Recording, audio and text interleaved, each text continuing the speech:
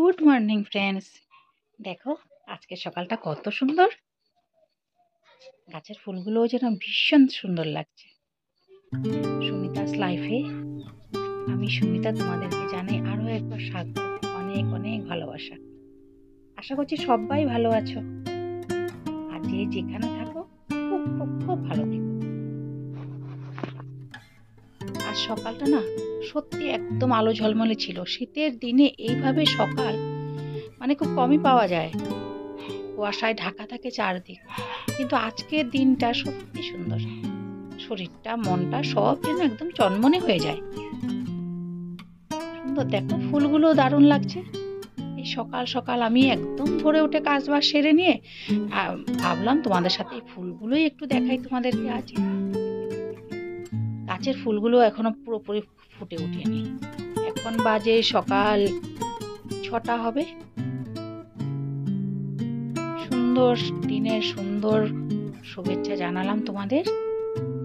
আর এখন দেখো আমি কি কি করছি, পাশে থাকো আর ভিডিওটা সম্পূর্ণ দেখার অনুরোধ রইল।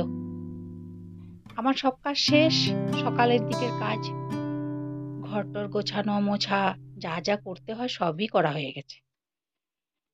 এখন দেখো আমি এখন যাব একটু চা বানাতে।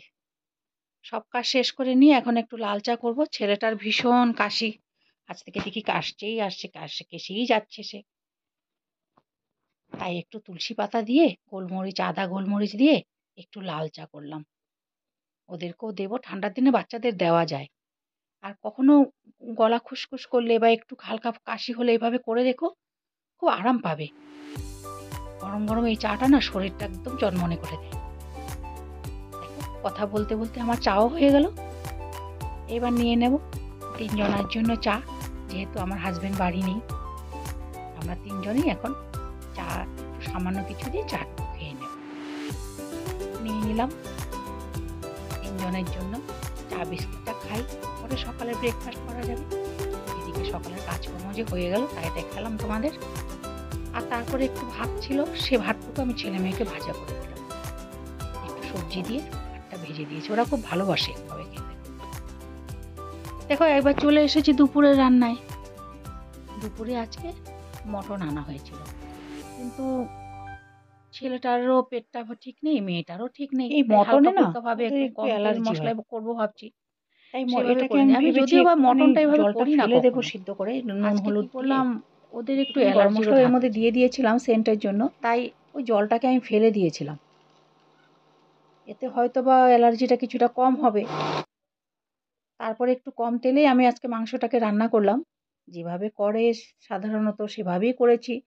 একটু মশলা, একটু ঝাল একটু কম দিয়েছি, এইভাবে সাধারণভাবে। কি বলবো, ছেলে মেয়েদের জন্য চিন্তা করতেই হয় মা বাবাদের, বলো? ওদের জন্যই তো আমাদের জীবনটা, নাকি? ওদের ভালো থাকা না থাকার উপরেই যেন আমাদের ভালো থাকা না থাকাটা নির্ভর করে। এখন কথা বলতে বলতে আমি মশলাটা দিয়ে বসিয়েও দিলাম।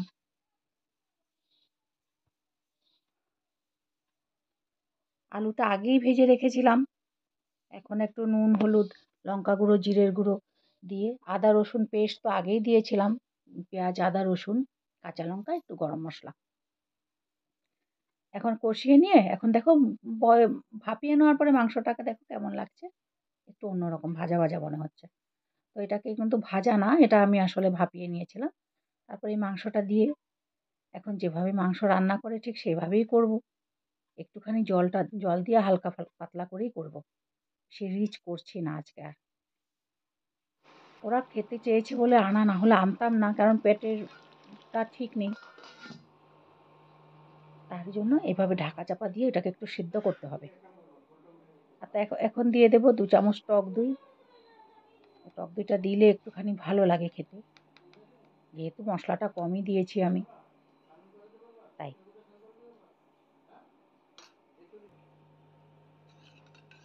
টক দইটাকে ফেটিয়ে নিয়ে, টক দইটা না ফেটালে না ছেড়ে ছেড়ে যায়, অনেকটা ফেটে ফেটে যাবে মনে হয়। তাই ভালো করে ফেটালাম। ফেটানোর পরে এখন দিয়ে দেবো মাংসটাতে। টমেটো দিয়েছি একটা, এখন এটাকে নাড়াচাড়া করে দিয়ে ঢাকা চাপা দিয়ে দেবো। জলটা একটু বাদে দেবো, আগে সেদ্ধ হোক, ভালো করে সাঁতলে উঠুক, তারপর।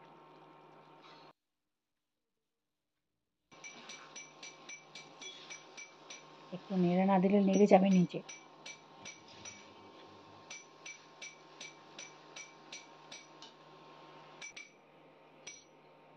এখন এই ভেজে রাখা আলুটা দিয়ে দেব।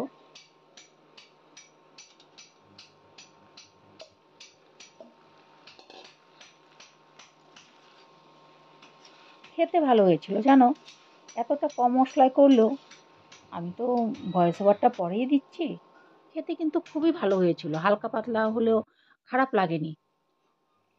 ওরা বলছিল যে এতটা কেন পাতলা, তুমি তো এভাবে রান্না করো না। বললাম যে একবার খেয়ে দেখ কেমন লাগে। দেখলাম যে না, খারাপ হয়নি, ভালোই হয়েছে। আর দেখো, ওটাকে বসিয়ে দিয়ে আমি বাইরে চলে আসছি দেখতে ছেলেমেয়েরা কি করছে। আর আমার ছেলের অবস্থা দেখো, পড়তে বসে আমি রান্নাঘরে লাঠি নিয়ে খেলা করছে। আবার বলছে যে ভিডিও করবে না, আমাকে দেখাবে না। দেখো, ও লাঠিটা নিয়ে খেলা করছে,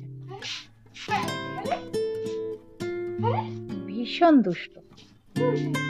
দেখি তোমাদেরও আছে নাকি এমন দুষ্ট বাচ্চা বাড়িতে? আমি এটা কালকে থেকে ট্রাই করতেছি। ওরা থাকলে আমার সময়টা যে কোথা দিয়ে কেটে যায় টেরই পাই না। এই কথা বলতে বলতে ওদের কাছে ঘুরে এসে দেখলাম যে এটাও সিদ্ধ হয়ে গেছে, তাই হয়ে আসছে। একটুখানি গরম মশলা দিয়ে নামিয়ে নেব, তারপর আর খাওয়া দাওয়ার পালা। আগে যা রান্না করেছিলাম সেগুলো হয়ে গেছে, এটাই লাস্ট আছে।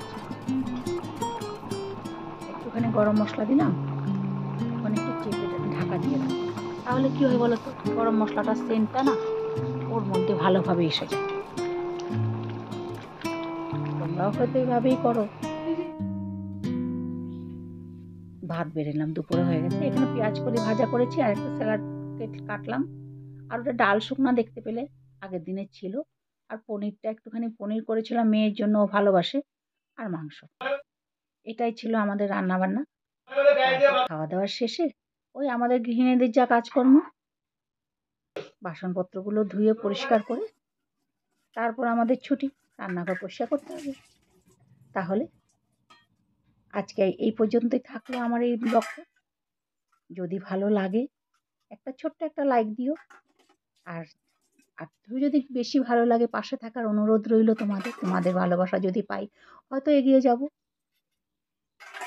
তোমরা ভালো থেকো, সুস্থ থেকো। আর যদি মনে করো ভালো তোমাদের ইচ্ছে হয়, তাহলে আমার চ্যানেলটিকে সাবস্ক্রাইব করে আমার পাশে থেকো, এটা আমার একান্ত অনুরোধ। আবার দেখা হবে তোমাদের সাথে, আবার কোনো একটা নতুন ভিডিওতে দেবো ভিডিও তোমাদের জন্য, নতুন নতুন। হয়তো আস্তে আস্তে আরও ভালো করতে পারবো, তাই না? সবাই আস্তে আস্তে শেখে, আমিও হয়তো তাই শিখব। অনেক ভালোবাসা রইল তোমাদের জন্য। তাহলে আজ এই পর্যন্তই থাক, ভালো থেকো সবাই।